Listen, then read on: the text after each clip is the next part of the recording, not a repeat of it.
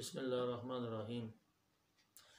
आज का हमारा सवाल है कि जिस्म में अगर जादू हो तो उसको कैसे पता किया जा सकता है कि इसके जिस्म के अंदर जादू है।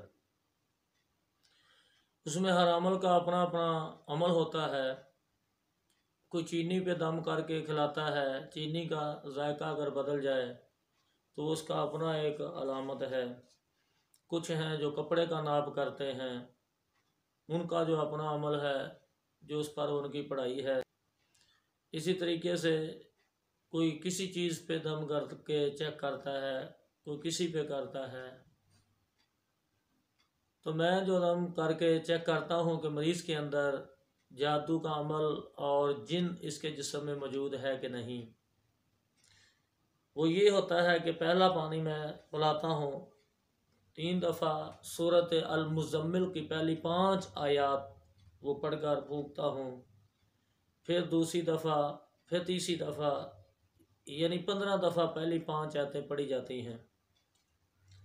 तो इससे फिर पानी का अगर जायका कड़वा लगे, कसैला लगे, मिट्टी का जायका आता है, बाज़ को खुशबू आती है, बाज़ को बहुत ही ज़्यादा वो स्मेल वाला पानी लगता है, बदबूदार लगता है, तो जैसा जैसा किसी का अमल होता है वैसा वैसा वो रिज़ल्ट देता है।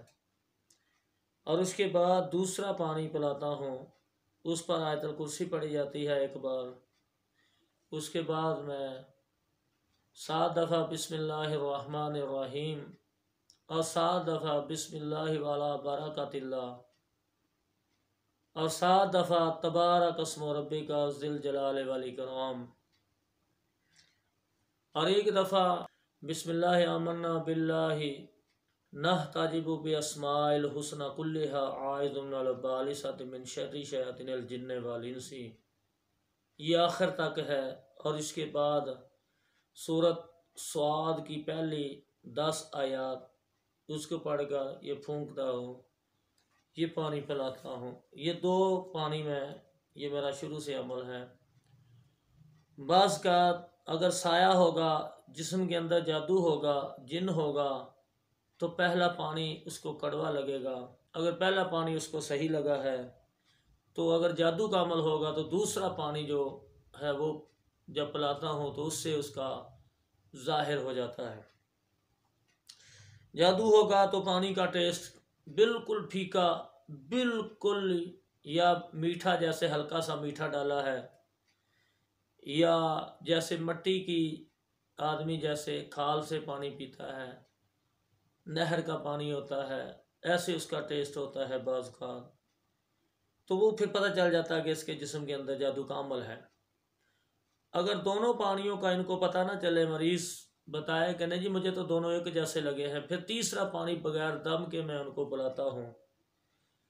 अगर वो तीसरा पानी भी उनको जायके में एक ही तरह का लगे जैसा वो घर में पीते हैं, तो फिर इससे ये साबित होता है कि तकलीफ़ अगर उसको है तो ये जिन्नात बाहर रहकर इसको तकलीफ़ देते हैं, दबाव डालते हैं, दबाव रखते हैं, और अमल किसी और जगह पे रखा हुआ है, इसके जिस्म में नहीं रखा हुआ।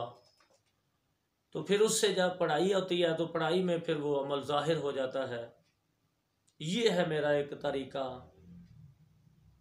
और अल्हम्दुलिल्लाह हर काम में कोशिश करता हूँ कि शरीयत के मुताबिक हो, सुन्नत के मुताबिक हो, क्योंकि ये पेशा बहुत बदनाम हो चुका है, इंतहा दर्जे की इसमें बदनामी भी है, और इसके बगैर लोगों का चारा भी नहीं है। आखिर जब जिन्नात का इन पर अटैक होता है, जादू का अटैक होता है, तो ये ना डॉक्टरों से कवर होती है ना किसी बड़े ताकतवर से, क्योंकि ये डंडे सोटे का तो काम नहीं है कि आदमी इनको मारे और मुकाबला करे। वो आपको जो कोई चीज़ तो नज़र नहीं आती, खबीस रूह है, तो ये अल्लाह की कलाम से ही इसका सफाया होता है। तो अल्लाह की कलाम करने वाले बहुत कम लोग हैं, तो इसका इलाज ही दरअसल अल्लाह की कलाम से है। बड़े बड़े ऐसे लोग, सरकश लोग, जब भी ये मैं आमलों को भी एक बात बताता हूँ, क्योंकि मैंने बुखल तोड़ दिया है, इसमें हर आदमी का अपना अपना नॉलेज है, अपना अपना इल्म है। अगर कारोबार बांधा हो, दुकान का नुकसान हो रहा हो, तो दुकान पे अमल ना करें। ये नहीं कि मैंने दुकान पे बैठ के पढ़ाई कर देनी है। वो दुकान के जितने भी घर के अफराद हैं उस फैमिली के, पहले उनको चेक करो, जो तुम्हारा चेक करने का तरीका है। ये कारोबार की बंदिश अफराद के साथ उसका तल्लक लाजमी होता है जो घर वाले होते हैं।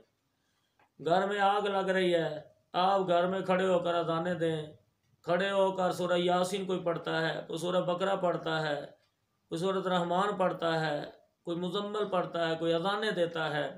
नहीं, मेरा यह तरीकाकार है, मैं सबसे पहले उसके घर के जो अफराद हैं, जिस घर में आग लग रही है, जितने अफराद हैं उन सभी को पानी पिलाकर चेक करूँगा कि किसके जिस्म में अमल रखा हुआ है। वहाँ से वो काबू आ जाएगा, घर की आग ऑटोमेटिकली बुझ जाएगी। घर से चीज़ें चोरी होती हैं, आदमी कहता है ये ले लें जी, पानी के जाकर छींटे मारें और ये पढ़ाई में कर देता हूँ। नहीं, उनके अफराद जो घर, उस घर में जो अफराद रहते हैं, पहले उनको चेक करो। अफराद में किसी के अंदर उसने अमल रखा हो। बात का तो ऐसा भी होता है जो बिल्कुल लोग ठीक होते हैं, बिल्कुल ज़रा भी उसको सर दर्द भी नहीं होती, उसके जिस्म से अमल निकल आता है। जब हम पढ़ाई करते हैं, पानी पिलाते हैं, पानी के अमल से भी ज़ाहिर हो जाता है, और उसको जब हम पढ़ाई में बैठाते हैं तो पढ़ाई के अमल से भी ज़ाहिर हो जाता है, हालांकि उसके कभी सर दर्द भी नहीं हुई थी। और जो असल मरीज़ होता है, जो ज़्यादा डैमेज हो गया होता है, उसमें उसको कुछ भी नहीं होता। जब उससे पकड़ा जाता है तो ये ऑटोमेटिकली ठीक हो जाता है। तो इस तरह जो घर में कपड़े कट जाते हैं और ये कपड़े चोरी हो जाते हैं, कपड़े जल जाते हैं, पैसे उठाए जाते हैं, जेवर उठाए जाते हैं, तो घर में अमल करने से उनके जिस्मों से अमल उतारे। जब जिस्मों से अमल उतर जाएगा तो ये मरीज़ बिल्कुल ठीक हो जाएंगे, वो उनका मामला रुक जाएगा। पैसे चोरी हो जाते हैं, जेब से चोरी हो जाते हैं, सेफ से चोरी हो जाते हैं, गले से चोरी हो जाते हैं, जिस जगह भी वो रखते हैं चोरी हो जाते हैं। तो उस बंदे पर इलाज किया जाए, उस बंदे को चेक किया जाए, उस बंदे के ऊपर दम किया जाए, तो तब ये पैसे रुकेंगे। अगर वैसे उसको कहें ये गले में रख लें, ये अपनी जेब में रख लें, इससे पैसे नहीं रुकते। ये एक हमारा एक खाम ख्याल है। ये जो हमारे जहनों में, एक बात अपने जहन से ये निकाल लें, ये जो हमारे जहनों में आ गया ना, ये तवीज़ देने वाले तवीज़ दे देते हैं, और हमारे जहन में ये एक नफसियाती दबाव या अमल आ गया है। हाँ, तवीज़ जो दे देता है, ये तवीज़ पास रखने से, रख भी इसको कहते हैं, रख अपने पास रखने से दोबारा अटैक नहीं होता, चोरी नहीं होगी, ये नहीं होगी। बाबा जी को ऐसा तवीज़ बना दो, बाबा जी इस किस्म का तवीज़ इसको बना दो, बाबा जी इसको ये पढ़ता नहीं है, इसको ऐसा तवीज़ बना दो, बाबा जी ये चीज़ नहीं मानता, इसको ऐसा तवीज़ बना दो। बाबा जी ने क्या तवीज़ बनाना, हमारा एतमाद अल्लाह पे बिल्कुल ख़त्म हो गया है, और ये चंद लकीरों पे हमारा एतमाद है। लिखे हुए अल्फाज में तो कोई तासीर नहीं होती सवाए अल्लाह के नाम के। अल्लाह का नाम ये लिखते नहीं है।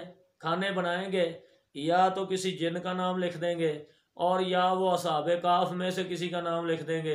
और भाई तबारक अस्मो रब्बी का जिल जलाले वाले का नाम, तेरे रब का नाम ही बरकत वाला है। तो ये चीज़ें होती हैं अल्लाह के नाम के, वो तो उन्होंने लिखना नहीं, खाने बनाए होते हैं, और पता नहीं हरूफ अबजद में से क्या क्या इनके ज़हन में है। नहीं, जब हज़रत सुलेमान अलैहिस्सलाम ने ख़त लिखा था, मलका बल्कीस काफरा थी, सारा वो देश ही काफर था, सारा मुल्क ही काफरा था, तो उन्होंने लिखा इन्नहु मिन सुलेमान व इन्नहु बिस्मिल्लाहिर रहमानिर रहीम, कि ये ख़त जो है यकीनन सुलेमान अलैहिस्सलाम की तरफ से है, और यकीनन अल्लाह के नाम के साथ जो बड़ा मेहरबान नहायत रहम करने वाला है। तो बात यह है कि अल्लाह का जो नाम है उसकी बड़ी बरकत होती है।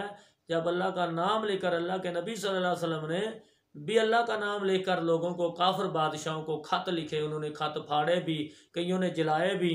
तो ये मकसद नहीं है, ये उसका फेल है, लेकर भेजने वाला ये अपने ज़हन में रखे कि मैं अल्लाह ताला के नाम की बरकत हासिल करनी है।